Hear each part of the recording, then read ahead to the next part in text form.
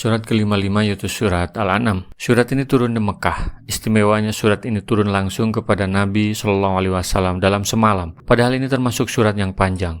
Pada saat ayat ini turun, para malaikat mengiringi dengan tasbih penuh ketulusan. Surat ini ditujukan secara khusus membicarakan kaum musyrikin Mekah. Surat ini berisi tentang tauhidullah, bahwa tiada Tuhan selain Allah. Larangan berbuat syirik juga disebutkan 49 kali dalam surat ini.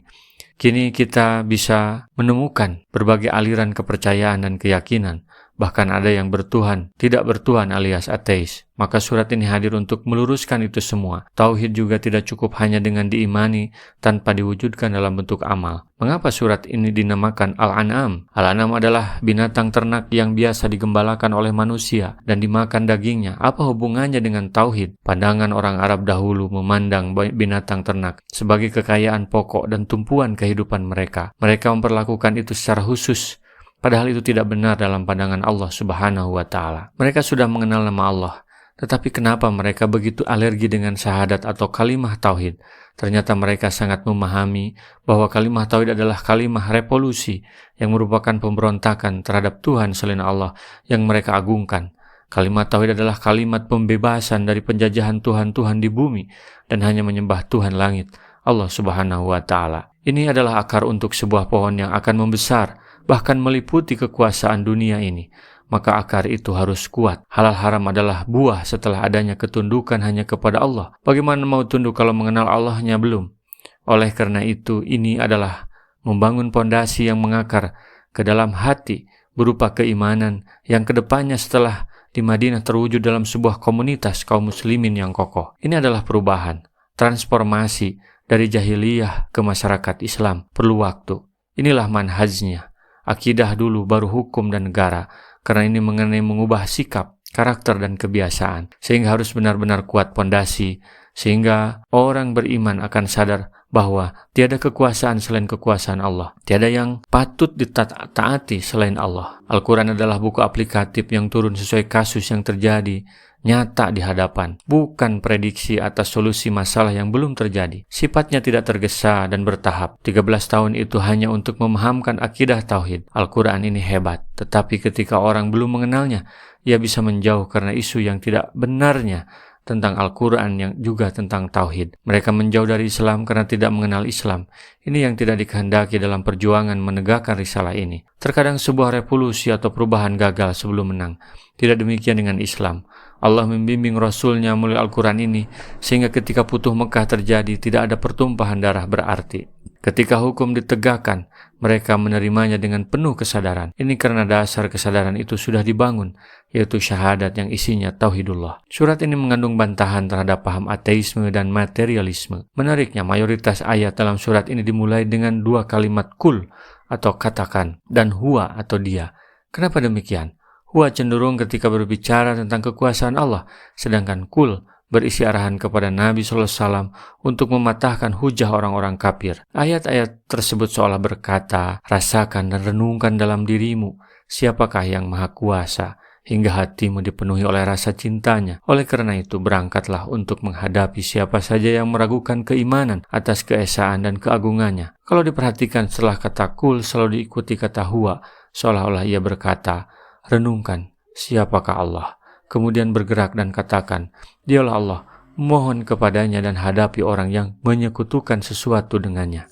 Lalu siapa saksi syahadat Nabi Muhammad SAW? Alhamdulillahilladzi khalaqas samawati wal arda wa ja'ala dhulumati wan nura tsummal ladzina kafaru bi rabbihim ya'dilun. Segala puji bagi Allah yang telah menciptakan langit dan bumi dan mengadakan gelap dan terang, namun orang-orang yang kafir mempersekutukan sesuatu dengan Tuhan mereka. Allah berfirman memuji dirinya sendiri yang maha mulia, karena dia telah menciptakan langit dan bumi sebagai suatu pernyataan yang ditujukan kepada hamba-hambanya. Juga karena dia telah menjadikan gelap dan terang untuk kemanfaatan hamba-hambanya, yaitu di malam hari dan di siang hari mereka. Sekalipun demikian, ada juga sebagian dari hamba-hambanya yang kafir kepada Allah dan menjadikan sekutu baginya, serta menjadikan baginya istri dan anak.